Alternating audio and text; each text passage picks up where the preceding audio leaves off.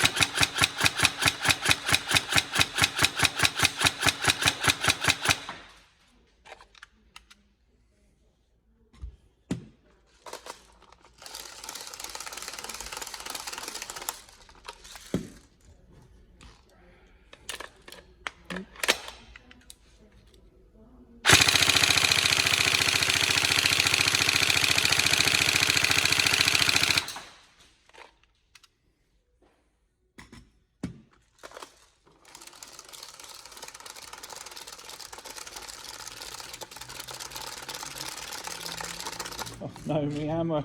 That's all I got.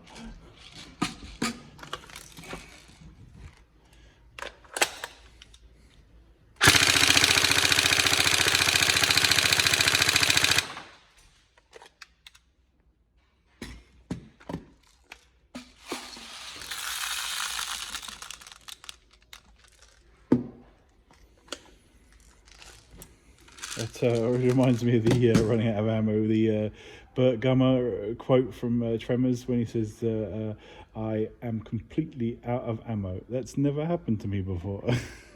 He's just running empty.